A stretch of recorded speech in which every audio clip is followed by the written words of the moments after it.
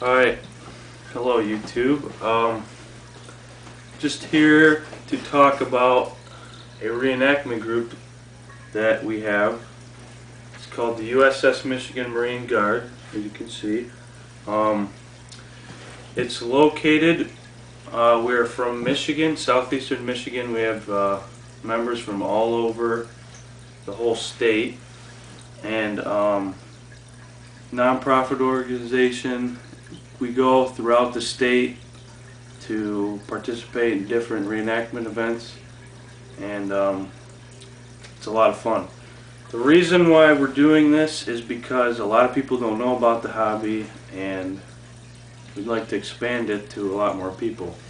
And to be honest, a lot of the reenactors are older, and we need a lot more younger people, because the old ones, I'm sorry, but once you get to a certain age, you just can't do it anymore. Alright, about the USS Michigan. It was a ship. It was the first ironclad ship in the U.S. Navy. It served a little bit before the Civil War, and it was on throughout the Great Lakes. It saw a little bit of action, but nothing huge. About the anyway, the group is, we are Marines, and a lot of people are like, you know, were there Marines in the Civil War? Yeah, there was actually. There was Marines since 1775, but they weren't really predominant in a lot of battles. A lot of people don't know about them because they served on ships, and the Marines actually did serve in one major battle, and it was the first Bull Run. And actually our group this year is actually going to attend that event, the national event. And there's supposed to be up to 15,000 reenactors in that event, which is incredible. But anyway, so if you are interested in, are from Michigan, you might be, you know, you could be involved in that if you join soon. But anyway, Marines at that battle were very inexperienced, and they were put with a battery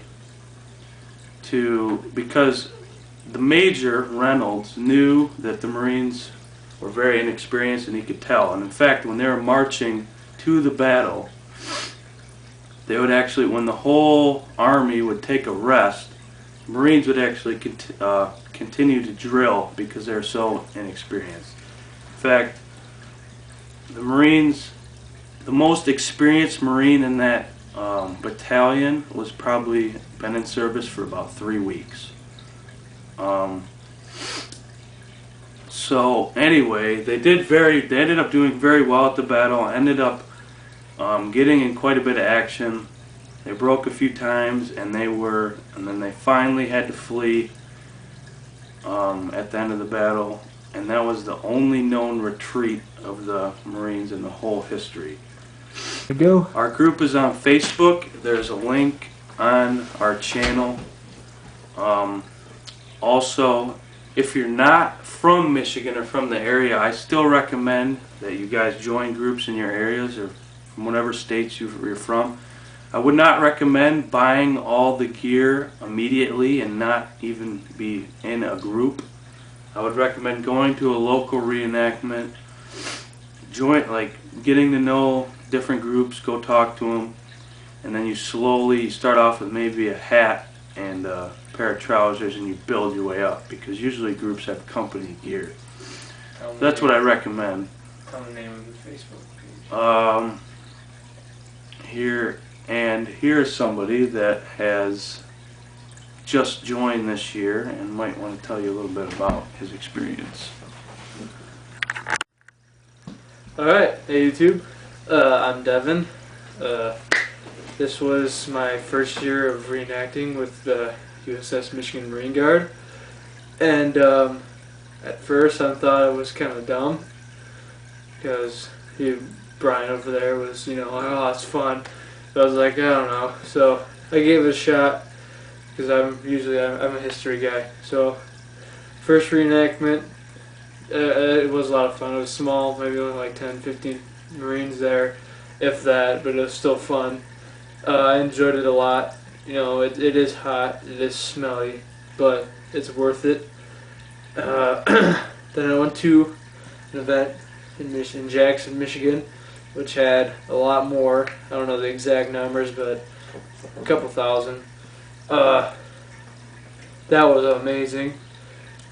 It felt literally like I was in that time period. When I went onto that field, I was shaking. I was spilling powder everywhere. I was, you know, having like these weird like flashes of what it would be like, and it was very, very surreal for me. And it was a really great experience. And at that point, I just didn't even care that I was high. You know, it was a lot of fun, and I'm glad I got into it. You know, but like Brian said earlier, it's easy to join. You just go to a close reenactment. Just find a group you like. If you like, it doesn't matter. You can be a lot of northern guys up here like to be Confederates. Just whatever floats your boat, I guess. You can be artillery. You can be artillery if you like big bangs. Those things are loud. You can be a Zouave if you want to dress like a clown.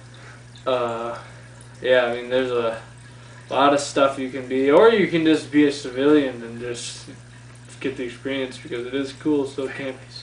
It's families. If you're married, bring your wife, your kids into it. They can camp and cook and chop wood and do all that fun stuff for the weekend.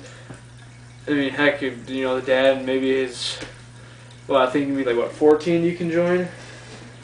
Or is it what?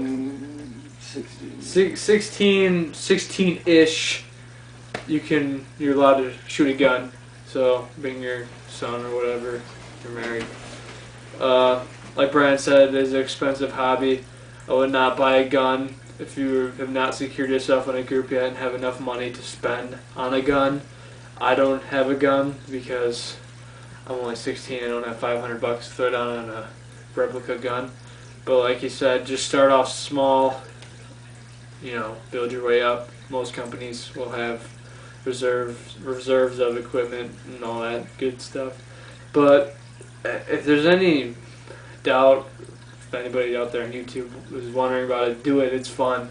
It's a dying hobby. We definitely need more people. We definitely need younger people to grow into the hobby because I mean, the old people, they're great because they started it and they know the most about it. It's just that once they're gone, it's going to be dwindling, and we need to keep people so we can keep these national events with over 10,000 and more each year.